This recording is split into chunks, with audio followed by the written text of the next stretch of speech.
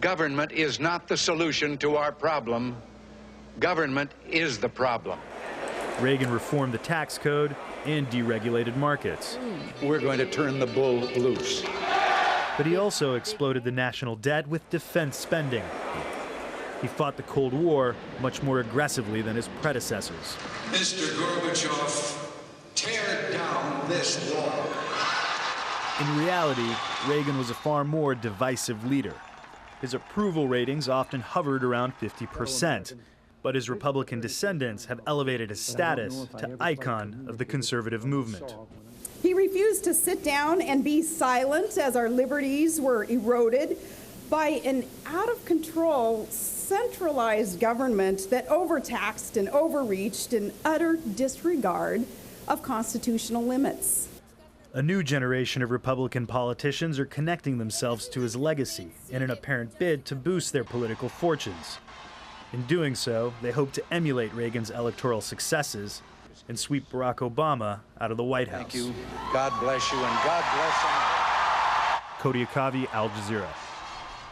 87 years after his death, the Russian communist leader Vladimir Lenin could finally be buried if the Russian people have their way. Lenin's embalmed body has been on display in Moscow's Red Square since 1924.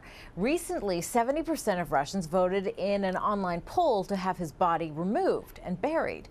However, the Russian Communist Party, which is opposed to the idea of burying Lenin, claims the poll was rigged. Tens of thousands of Serbs gathered in central Belgrade in what was the biggest anti-government rally seen there in years. Now, the protest was headed by the center-right opposition Serbian Progressive Party.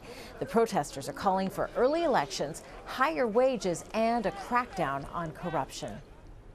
Unusually cold weather and snow have paralyzed most of northern Mexico. Among the worst hit areas is the city of Ciudad Juarez, a city already dealing with some of the worst violence from the government's war against drug cartels there.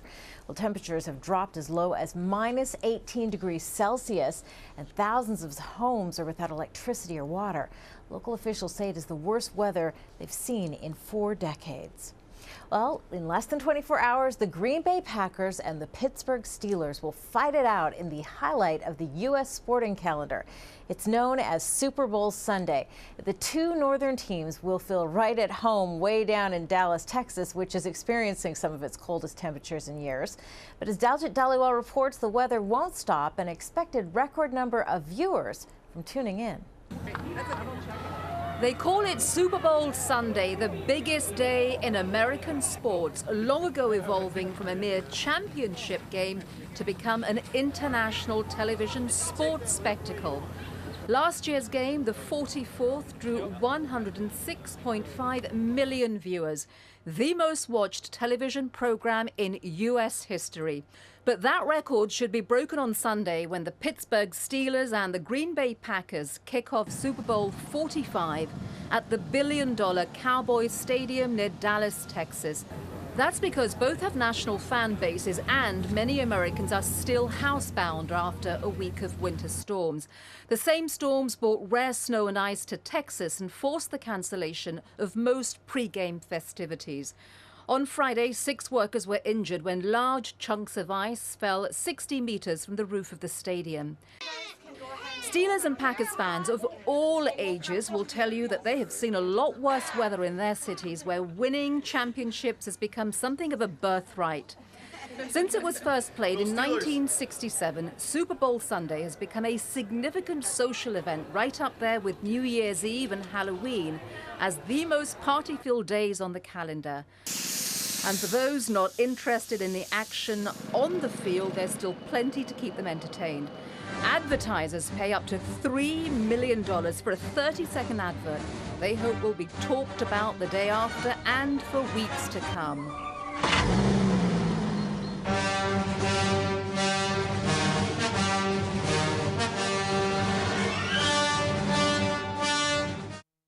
And then there's the halftime show. It's become a happening within a happening. From Janet Jackson's infamous wardrobe malfunction in 2004 to this year's mini concert by the Grammy Award-winning Black Eyed Peas. This is a very special thing. I mean, for all of us, we're talking about, he's saying it's an unofficial holiday for Americans, and it really is. And of course, there is the game itself, the actual on-the-field action that will decide who will win the Lombardi Trophy and years worth of acclaim. Daljit Dhaliwal, Al Jazeera. Well, that is all for us here in Washington. We'll cross back to Doha and Laura now. And Laura, if you're wondering what those hats were those babies are wearing, those cheese-shaped hats, well, the Green Bay Packers hail from the dairy state of Wisconsin, where a lot of American cheese is made. Okay, thanks very much for that. I was wondering. Okay, now let's get more news from the world of sport. We can join Zoe in London. 3 Pakistan cricketers have been found guilty of corruption following a hearing in Doha. Salman Butt, Mohammad Asif and Mohammad Amir were charged with conspiring to bowl no balls at pre-arranged times during a test match against England last year. All 3 were banned for a minimum of 5 years, as Rao Pathak reports from Doha. Well, there were chaotic, almost jubilant scenes outside the Qatar Financial Centre as the 3 players involved attempted to leave earlier today following Saturday's decision. All 3 players essentially have been banned for 5 years each, but there's a real feeling here that the punishment handed down by Michael Beloff QC and his 2 colleagues could have been a lot more harsh. The tribunal has recommended to the ICC certain changes to the code with a view to providing flexibility in relation to minimum sentences in exceptional circumstances.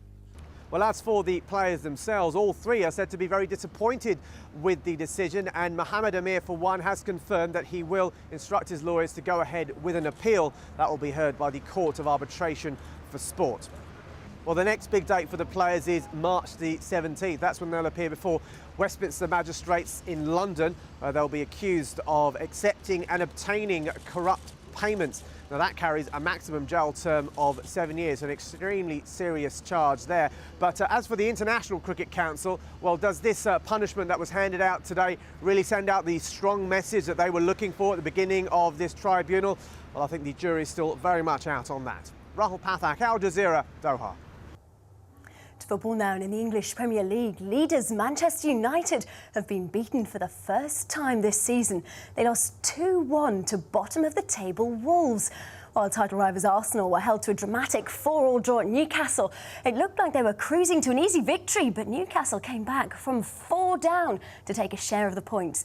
4 goals from Louis Saha helped Everton to a 5-3 win over Blackpool.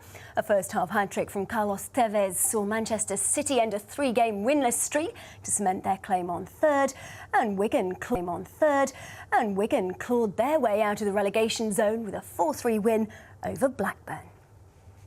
In Spain, Espanyol missed the chance to boost their hopes of a European spot. Madrid got off to a flying start. 3 goals in the first 20 minutes left Espanyol with their work cut out. Marcelo Silva there, heading them ahead. And Caluche added a second for Almeria just 2 minutes later. 10 minutes gone, 2 up. And it got better. Barnadello managed to be both defender and keeper for Almeria's third. Espanyol pulled 1 back just before half-time, and Arturo Vasquez added another just after the break. Final score, 3-2. Meanwhile, Real Madrid will be looking to close the gap on leaders Barcelona when they take on Real Sociedad on Sunday. Real seem to have been a bit out of sorts in the league recently, but coach Jose Mourinho will be hoping their midweek success in the Copa del Rey will boost their performance. And he's taking nothing for granted against promoted Sociedad. It's one of my favorite teams in the league. I like very much the way they play. We had a very difficult match in San Sebastian. We won. We didn't deserve so much, not because we didn't play well, but because the opponent played very well. And this is the kind of team that is really dangerous. In rugby, defending Six Nations champions France look in ominous form, topping the table after the opening weekend, following an impressive 34 points to 21 victory over Scotland. And while they produce some beautiful attacking play, they'll know they still have some defensive work to do, especially with the Rugby World Cup fast approaching this autumn. Italy came close to their first ever Six Nations win over Ireland, but a late drop goal from Ronan O'Gara spared the Irish blushes. But their error-ridden performance leaves them with a mountain to climb against France in Dublin next weekend. Kim Clijsters and Janina Wickmeyer have given Belgium a commanding 2-love lead over the USA in the quarter-finals of the women's team event, the Fed Cup. With both Venus and Serena Williams out of the US team, Clijsters was heavily fancied to easily beat her less experienced opponent, Melly Udin. And the Australian Open champion did just that. That ace there on match point, claiming a 6-love, 6-4 win. And earlier, compatriot Janina Wickmeyer gave Belgium the perfect start against the 17-time champions. She took the first set against Bethany Matek-Sands with ease,